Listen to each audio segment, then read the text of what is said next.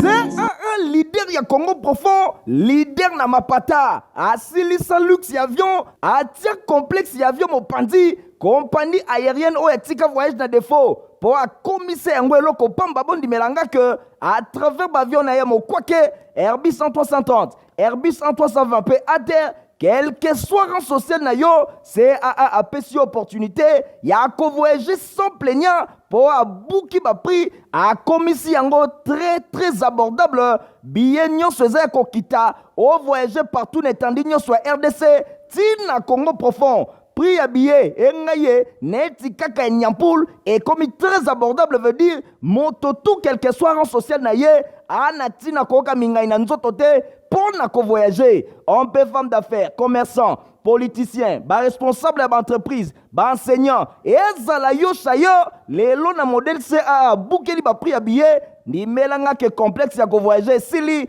pour a tafouni ba prix, et commis très abordable. CAA a tiré bino les sous 5 fréquences mokoka par semaine, na destination Kinshasa, Goma, Kinshasa, na Airbus 330 na ye, 9 fréquences mokoka par semaine, na destination Kinshasa, Lubumbashi, Kinshasa, en raison de 7 fréquences na Airbus 330, P2 fréquences na Airbus 320. Et silité, 2 jours par semaine, ba vol à Kinshasa, Lubumbashi, Kinshasa, et Kobanda Kozala avant midi, puis après-midi. Ah, CAA, Osaka Boepoa Nini, au commissaire qu'on voyager dans Congo profond, na first class, veut dire première classe, Masolo et Sili, luxe et noblesse ya Nyama, mais na Congo profond, mon côté na terrain, CAA, mfumu ya mapata. Bisika nyonso bozwa mi balandi ya journal ya peuple pona peuple mbote na bino to fongolango pona koyisa bino que honorable Vital Baniwezize wazali deuxième vice-président de l'Assemblée nationale à la sensibilisation et à vaccination contre Covid-19 jeudi 28 octobre kuna na palais du peuple na salle ya spectacle Domi Bendelope héritier mapinde mi papisi na détail nango. Deuxième vice-président de l'Assemblée nationale, honorable Vital Baniwezize a présidé qui jeudi 28 octobre 2021 na salle spectacle ya palais du peuple cérémonie à lancement et à campagne à sensibilisation et à vaccination contre bokono ya Covid-19. Na partenariat na ministère ya santé publique, hygiène et prévention na partenaire technique et financier kasi campagne oyo et salami pour na attirer attention ya ba député na ba sénateur ba personne politique pe administrative na parlement congolais. Na occasion oyo nde honorable Baniwezize alobelaki ke Covid-19 ezali pathologie oyo ezali na kisi ya malonga te kaka vaccin na ba geste barrière nde tokoki kolonga yango. Na niveau mondial bato nyonso ba s'enregistrer et sali boye lokola 38,1% ya bato oyo baza vacciné awa na RDC. To penza ezali faible ezabongo -1% soit 0,9%. Nzokande ezali vraiment justifié to oyo ya faiblesse. Po batu mingi baboya ki kozwa na bango vaccin ya Covid-19. Nakala pe tangu bokono mususu eyaki batu baboya ki kozwa vaccin ya BCG contre le tuberculose. Tangu ba élu du peuple bayaki kozwa nde epesaki population confiance ya koya pe komi pesa kozwa ba vaccin kasi abengi lisusu bato nyonso bazali ba volontaire et sengeli baya na bango kozwa vaccin ya Covid-19 pona komi batela na maladie oyo. Na ngambu na ye ministre ya santé publique Jean-Jacques Mbungani atalisi statistique pona ko interpeller ba élu ya peuple et sengeli na bango vraiment bazala vacciner po basunga population po mikolo oyo eza bongo na 244 millions ya batu oyo bazali bongo contaminé na virus ya Covid-19 pe lisusu 4960 millions batu bakufi na bamboka ebele po ete maladie oyo elongwa na banzoto ya batu esengeli ya mutu nyonso a se faire vacciner. Selon OMS kaka balobi 9 pays nde bazui vaccin sur 54 pays o eza na continent d'Afrique depuis fin septembre 2021. To changer chapitre to kene bongo na primature pour examiner que le premier ministre Jean-Michel Sama Lukonde a déclaré qu'il liboso ya ba pandisango ba député, ba sénateur, ba membre ya gouvernement pe ba ambassadeur, ya chef ya mission, ya diplomatique et l'on ba ya société civile que RDC et kozala bongo représenté na niveau ya likolo na COP 26 pour na oyo etali position ya pays solution ya changement climatique. Héritier Mapindemi Nadine Asona ba détail. Cérémonie ya présentation ya casting ya participation ya RDC na COP 26 loko la mboka ya solution et salamaki na jardin ya premier na primature jeudi 28 octobre 2021 nyonso wana pona kotalisa position ya yambo RDC azana ngona monde na Glasgow. Président de la République Félix Antoine Tshisekedi Tshilombo asalaka discours monene ya potentialité naturelle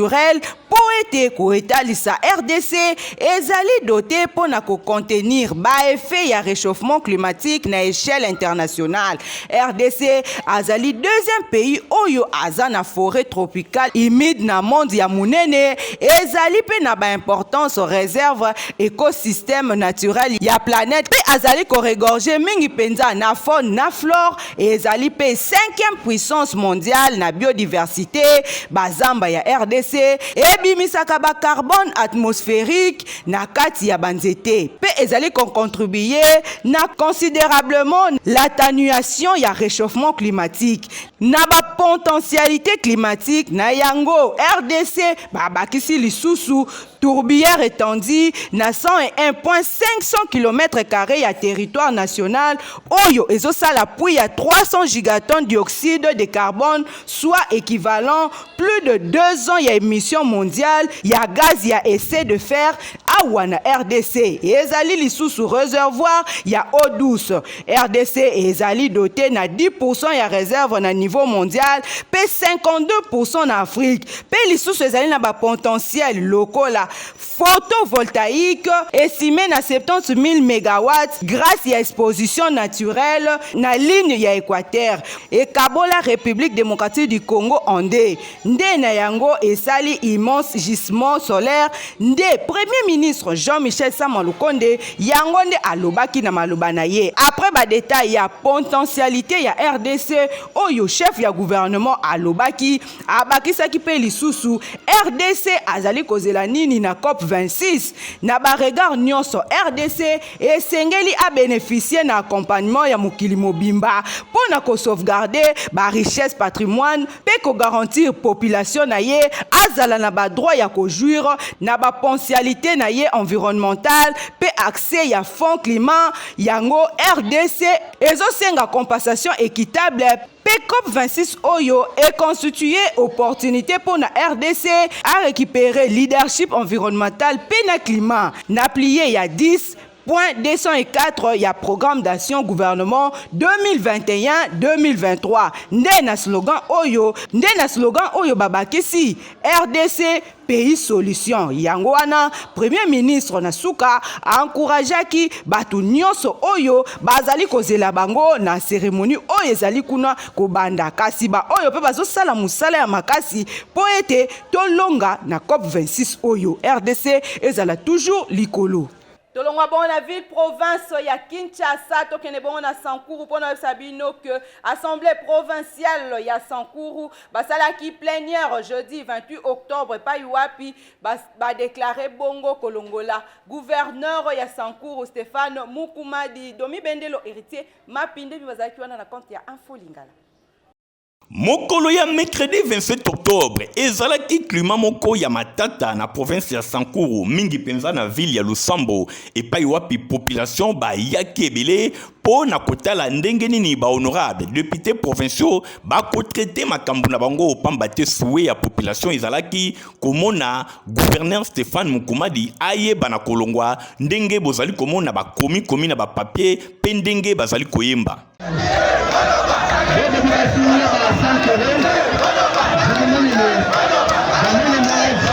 bosimba ke kaka le même mercredi ezalaki le 27 octobre na Assemblée nationale kuna honorable André Tambwe azali pe élu kuna na province ya Sankuru ye asalaki motion d'information na plénière pour na kotalisa ndenge nini province ya Sankuru ezali kotambola atalisaki ba gestion ya gouverneur pe atalisaki ndenge nini population azali déterminée pour na komona gouverneur Stéphane Mukumadi a géré le sous province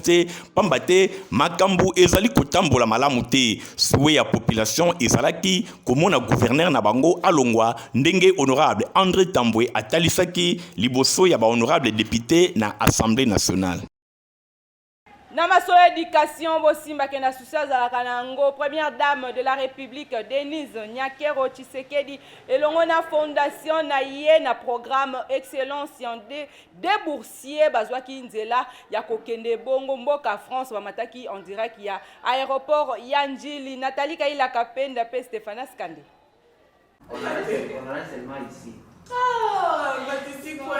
Mbuyulu Masha Sephora 94% Awuti Lubumbashi na Okatanga pe Marthe Semengo Sada 85% ye Awuti na Beni na Nord Kivu. Désormais, Baboursi Omibali ya deuxième édition excellence ya Bakei na mboka ya France Bango Bandimami na campus de Londres pour na 5 années études universitaires na bango ba spécificité o bango ba ponaki ya kotanga yango esali ke bakende sima un mois après baninga na bango ndenge moko na groupe o ekendaki liboso ba boursier oyo bazu vol ya Air France dimanche ewiti koleka bakei na université oyo bakomami na bokomi na bango bayambamaki epa ya équipe ya accompagnement ya oyo Fondation Denis Nyakero Tshisekedi azwa bango pe ememi bango na Rennes wapi epai bakovanda pona 5 années études universitaires na bango.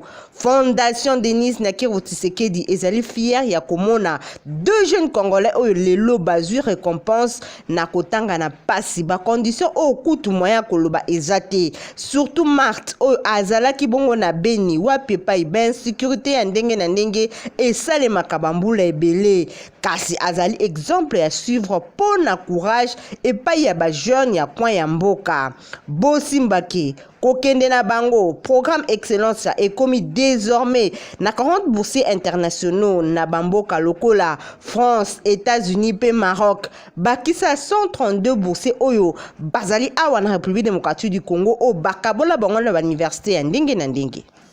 Tokene bona religion pour na sabino que centre missionnaire d'adoration sema na mukuso e kama makaipa ya révérend pasteur Micho Olenga Kunga bazali ko organiser 5e édition ya convention de vrais adorateurs de Christ Kovako na mukuse pe ekobanda bongo le 5 au 12 décembre 2021 pe bazo continuer ko fêter 5e anniversaire ya église na bango sema Mikael Bristoto apesi bino ba détail nango.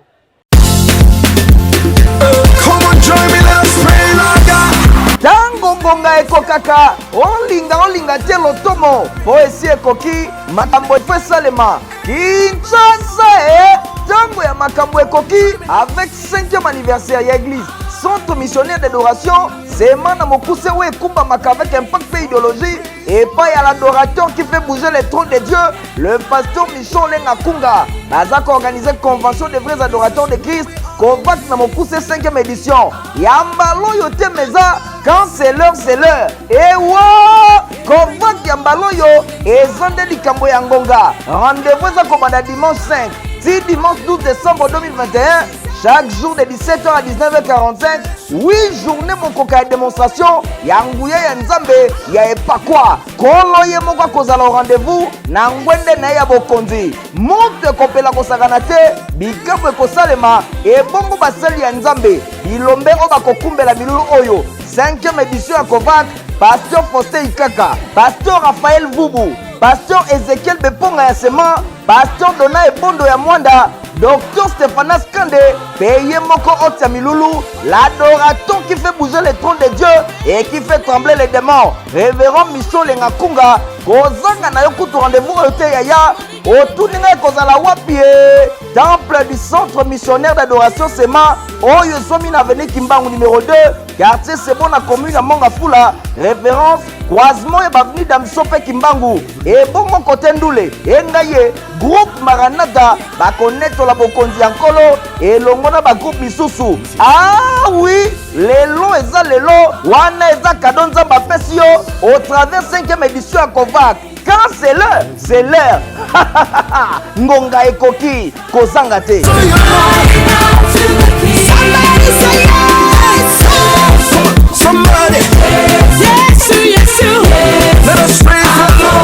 Op célébration eza mobange na manifestation oye bandaki bongo le 28 pe ekokene kosila le 30 octobre na Kinshasa na bokambemi ya One Hope organisme pe ba communauté évangélique oyo evraka en faveur ya ba jeune. Michael Bustoto apesi bino ba détail nango. Akitaki na Kinshasa avec impact ya kosakana te awa na aéroport international de Njili, président ya One Hope International Dr. Bob Hoskins ayambamaki kitoko pe ya basali na nzambe bondimela ngai ke koya na ye eza mpona mibange na baprogramme ya évangélisation to pe kote ya maloba na nzambe mingi pe ya bajeune to bilenge oyo ezali vision na ye. Well, I am here at the invitation of some... Je suis venu ici sous l'invitation de merveilleuses personnes pour partager avec eux l'histoire de One Hope.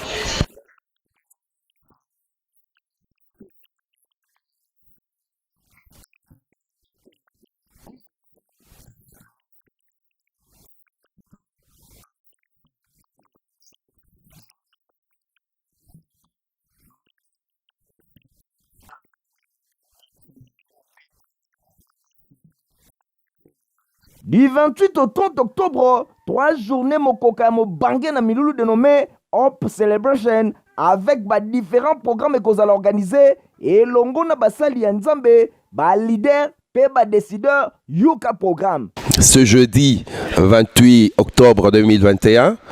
dans les avant-midi à partir de 9h30, nous serons à la Parole du Salut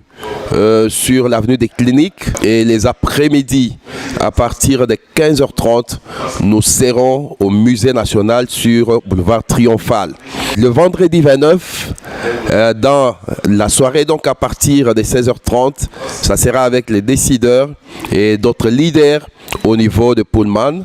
Et le samedi, le fondateur de One Hope a choisi de pouvoir passer un temps de prière avec tous les enfants de Kinshasa. Ba conférencier makasi nde bakokumbela milulu oyo ye moko Dr. Bob Hoskins, Dr. John Walada, pe révérend Takairo. Ah oui, bana to ba jeune bazanga kutu te na rallye d'espoir ekosalema le 30 octobre oyo de 9h à 13h juste na cathédrale ya centenaire. Compagnie africaine d'aviation FlyCA a tcheba prix à Kitoko na Airbus A320, Airbus A330 pour nous permettre à à voyager na Kitoko pe na elengi kuna na Congo profond. Bozo ba détail na Michael Bristoto. C'est un leader ya Congo profond, leader na mapata, asilisa luxe ya avion, atia complexe ya avion mopandi, compagnie aérienne ou etika voyage na défaut. Pour a commissaire yango eloko pamba bondi melanga que à travers l'avion na yamo kwake Airbus 330, Airbus 320 pe à terre quel que soit rang social na yo, CAA a pesi opportunité ya ko voyager sans plaignant pour a bouki ba prix a commissi yango très abordable billet nyonso eza ko kita o voyager partout n'étendue nyonso RDC tina Congo profond. Prix à billet, neti kaka nyampoul, et comme très abordable veut dire, moto tout quel que soit rang social na ye, anati na koka mingai na nzoto te, pour na ko voyager. On peut femme d'affaires, commerçant, politicien, ba responsable d'entreprise, ba enseignant, et ezala yo chayo, lelo na modèle CA, boukeli ba prix à billet, ni melanga ke complexe ya ko voyager, sili, pour atafouni ba prix, et commis très abordable. CAA a tiré bino les sous 5 fréquences mokoka par semaine, na destination Kinshasa Goma Kinshasa, na Airbus 330 na ye, 9 fréquences mokoka par semaine, na destination Kinshasa Lubumbashi Kinshasa, en raison de 7 fréquences na Airbus 330, P2 fréquences na Airbus 320. Et silité, 2 jours par semaine, ba vol à Kinshasa Lubumbashi Kinshasa, et kobanda kozala avant midi pe après midi. Ah, CAA osaka boye po nini okomisi ti ko voyager na Congo profond na first class veut dire première classe masolo esili luxe pe noblesse ya nyama mais na Congo profond moko te na terrain CAA mfumu ya mapata. Pona ko maximiser ba chance na bino ya DV loterie bo le kambangu na Sibia bi gagna et pa ya Eric ba extension na Union Sezwami na République démocratique du Congo Michael Bristoto Nathalie Kaila Kapenda Tom Mwabi.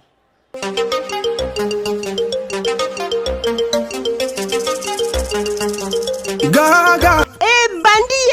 Bandi masolo ya DV loterie 2023 depuis mokolo ya le 6 octobre ti mokolo le 9 novembre 2021 oreva kamboka ya oncle Sam ndeko yokanga bien obeta masolo ya DV loterie esika mosusu ozwa solution te mwana kin kobukana te esika ya koparticiper na masolo ya DV loterie édition 2023 eza kaka na Cyber Eric topé na agence Eric Travel ya le jeune lion leader Mokondi bakisela ambassadeur ya développement coach Eric Mwamba azawana pona bino yokandeko awa babetaka DV loterie selon ba norme oyo bazali kosenga na Kinshasa pe na République démocratique du Congo mobimba kaka awa nde na Cyber Eric batimbela masolo olingi obebisa mbongo na yote coach le jeune lion ADG Eric Mwamba azali kozela yo awa prise en charge eza très rassuré ndeko bondi melanga ke na Cyber Eric topé na agence d'Eric ezali na yango biganya année passée plus de 1500 gagnants bino moko bomoni ba passeport na ba visa na bango bazali kokende bongo na mboka oncle Sam misusu kutu déjà bakoma na Cyber Eric topé na agence Eric prise en charge wana kutu balobelaka yango lisusu te ye moko ADG Eric Mwamba accompagnaka bango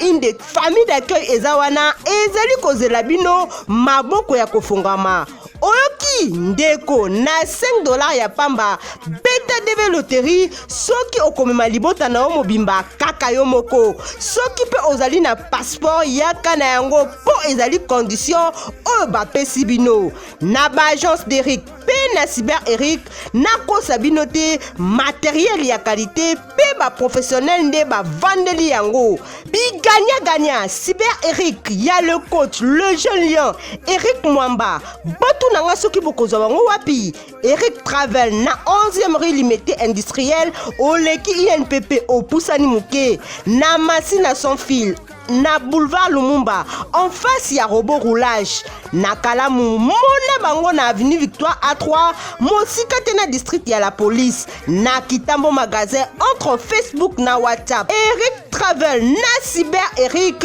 baza likolo na masolo o etali DV loterie Mokondi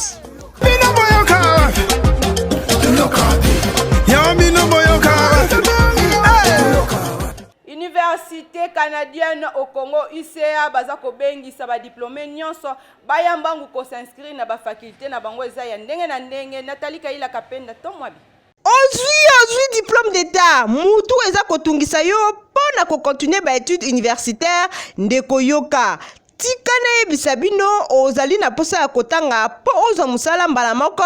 Université canadienne au Congo azali kopesa ba formation ya qualité po ozwa musala mbala moko ba connaissance ya sika okoki ko créer yo moko na Université canadienne au Congo bazali na ba faculté lokola management stratégique pe technologique pona ko apprendre pe ko créer ba stratégie ya entreprise bazali lisusu na économie numérique économie informatique ya sika awa gestion numérique yo moko ko apprendre ba application mobile ndeti ba WhatsApp Facebook pe misusu na Université canadienne au Congo bazali pe na droit économique pe social agrobusiness pona ko gérer économie agricole campus for code pona ko apprendre ko programmer na 6 mois ya pamba okoki ko créer ba application mobile ndeko tunanga Minerval ao ezali combien moins cher na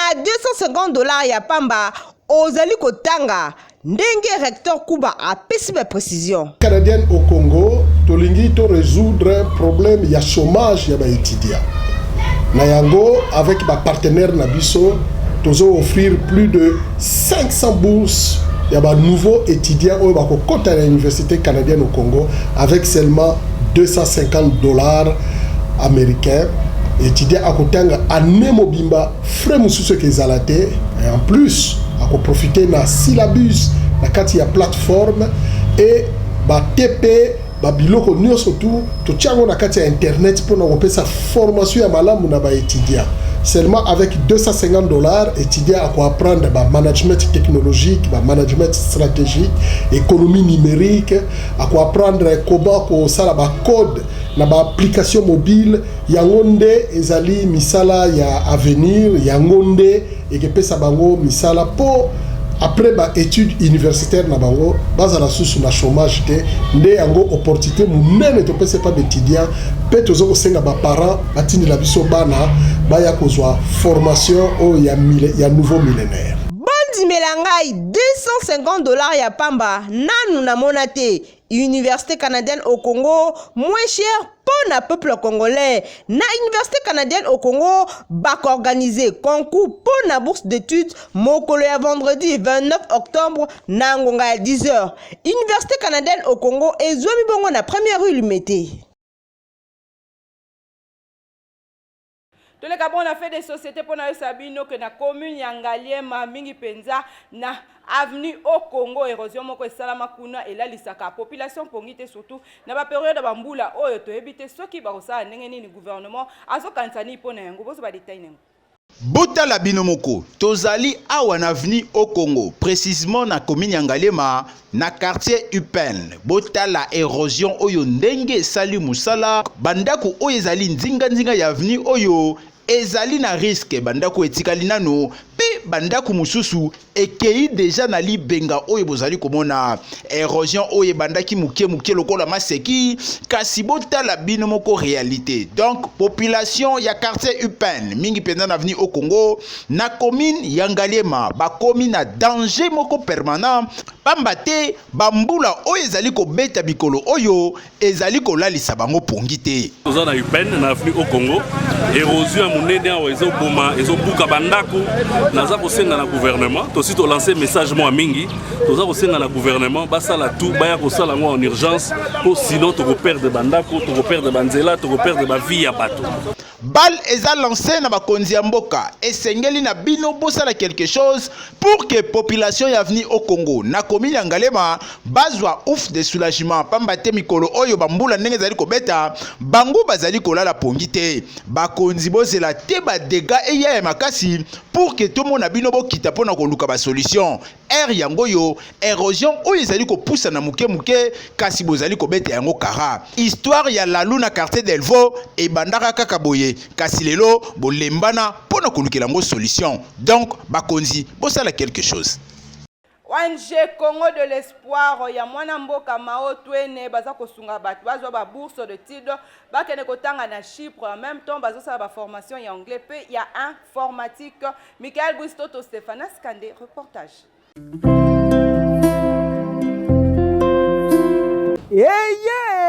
ONG de Congo de l'espoir ya mwana mboka le président Maontwene eye libino makambo ya bolinga kadi otuninga eza nini Congo de l'espoir ememeli bino opportunité to libaku ya kokende kotenga na Chypre pour la nouvelle année académique 2021-2022 batie libino ba bourse d'études ya kaka na passeport na yo na ba bulletin ya 4e, 5e et 6e des humanités na 2 semaines ya pamba oyoki 2 semaines ya pamba ozwi visa na yo kitoko opesi Kinshasa na pipo biso ONG Congo de l'espoir tolobi toza mieux placé mpona kofacilite bino badémarche na courte durée na 2 semaines ya pamba olonge Kinshasa okei kotanga na Chypre esilite tellement soucieuse ya instruction ya bana mboka ONG de Congo de l'espoir etieli bino mobange na salle informatique avec zamba ya bamachine théorie na pratique nyonso eza kotambola elongo kasi yoka tolengeli mpe baformation ya langue informatique na baye nyonso oyo baningi koyekola epa na biso nyonso eza ofele. Merci beaucoup.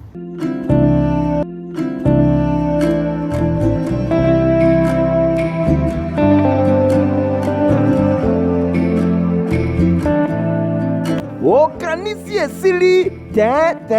Congo de l'espoir ya président Maotwene etieli bino bacours ya alphabétisation gratuite yaka koyekola français anglais mpe lingala okofuta eloko te otuni ngai adresse mpo na barenseignement ya kokende kotanga na Chypre mpe bacours ya informatique yaka na route Matadi numéro 3 bis référence Arrêt Libulu Camp Badiading. Kasi mpo na bacours de langue to mpe alphabétisation yaka na route bypass Arrêt Munongo na avenue Kimwingu numéro 43 p 45 na kati école excellence. Congo de l'espoir, président Maotwene balobi toujours derrière vision et gratuité enseignement prôné na président de la République Fachi Béton Boye.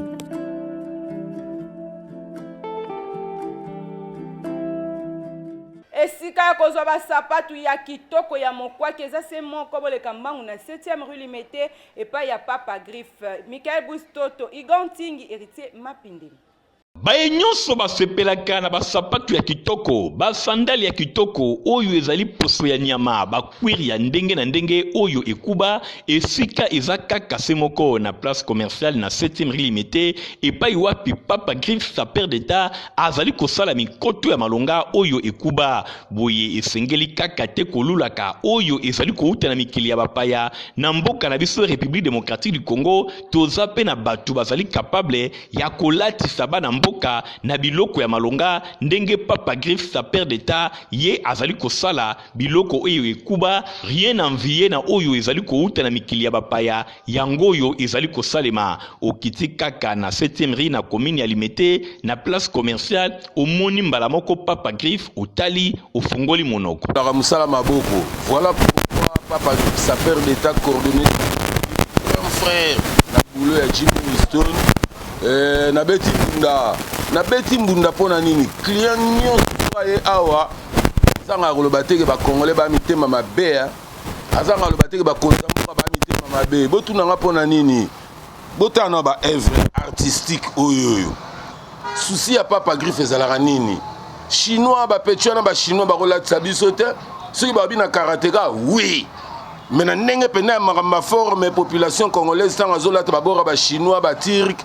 et ça la mawa trop même na bawara mais souci ezali population là ta vrai mais ba autorité mboka bazo comprendre te ezo ça la souci à trop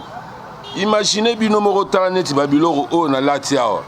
mundela auta na mboka na aya sombi akenango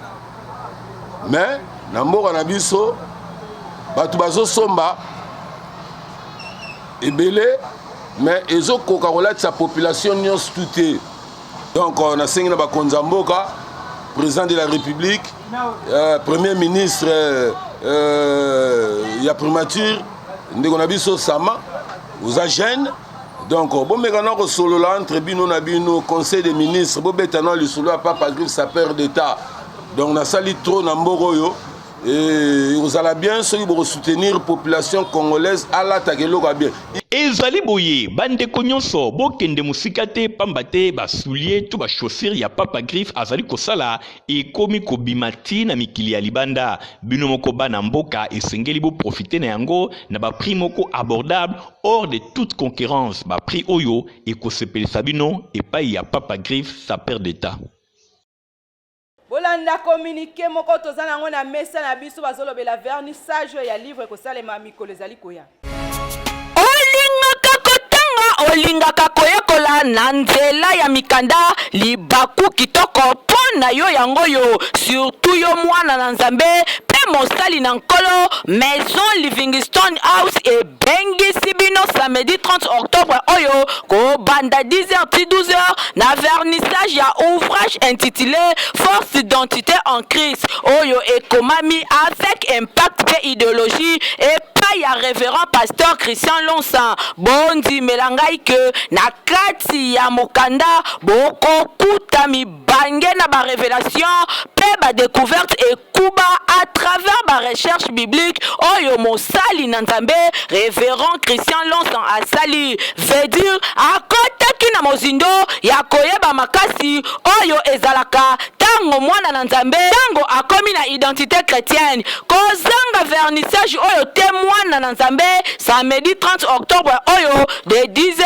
à 12h na temple de merveille ya communauté les gagnants d'âme oyo ezwami na avenue Kisangani numéro 31 bis référence virage à Solongo na Bandal Makelele simba rendez-vous oyo malamu mosali pe mwana na Nzambe après vernissage komlia na komela et kozanga te ah oui force d'identité en Christ eye yaka kokoli sa connaissance tayo na maloba na Nzambe pour révérend pasteur Christian Lonsa akoti na mozindo pe amemi biloko oyo nanu boyoka te biloko euti mbinguni biloko ya mogbake oyo nkolo asepelaka nango rendez-vous na temple de merveille communauté gagnard d'âme samedi 30 octobre 2021 de 10h à 12h occasion pona yo ozwa ouvrage oyo na talo ya kitoko ovimbisa connaissance na yo boyende ezalaka finalité. Na communiqué oyo ya vernissage ya livre de personnes zela to boucler info lingala ya mokona lelo na sima ya caméra domi bendelo ngwanza za kibongo supervisé et pa ya Alain Bouala montage kuma mapa Christian Kiangebeni supervision et pa yema héritier mapinde mingana bino tokuta micro ezali koya avec le même plaisir. C'est un leader ya Congo profond, leader na mapata, asilisa luxe ya avion, atia complexe ya avion mopandi, compagnie aérienne ou etika voyage na défaut. Pour a commissaire yango eloko pamba bondi melanga que à travers l'avion na yemo kwake Airbus 330, Airbus 320 pe à terre quel que soit rang social na yo, CAA a pessi opportunité, ya ko voyager sans plaignant pour a bouki ba prix a commissi yango très abordable billet nyonso eza kokita o voyager partout n'étendue nyonso RDC tina Congo profond. Prix à billet, engaye, neti kaka nyampoul, et comme très abordable veut dire, moto tout quel que soit rang social na ye, anatina koka mingai na nzotote, pour na ko voyager. On peut femme d'affaires, commerçant, politicien, responsable d'entreprise, enseignant, et ezala yo chayo, les lots na modèle CA, boukeli ba prix à billet, ni melanga que complexe ya ko voyager, sili, pour tafouni ba prix, et commis très abordable. CAA a tiré bino les sous 5 fréquences mokoka par semaine, na destination Kinshasa Goma Kinshasa, na Airbus 330 na ye, 9 fréquences mokoka par semaine, na destination Kinshasa Lubumbashi Kinshasa, en raison de 7 fréquences na Airbus 330, P2 fréquences na Airbus 320. Et silité, 2 jours par semaine, vol à Kinshasa Lubumbashi Kinshasa, et Kobanda Kozala avant midi et après-midi. Ah, CAA, Osaka Boepoa Nini, au commissaire qu'on voyageait dans Congo profond, na first class, veut dire première classe, Masolo et Sili, luxe et noblesse ya Nyama, mais na Congo profond, mon côté na terrain, CAA, Mfumu ya Mapata.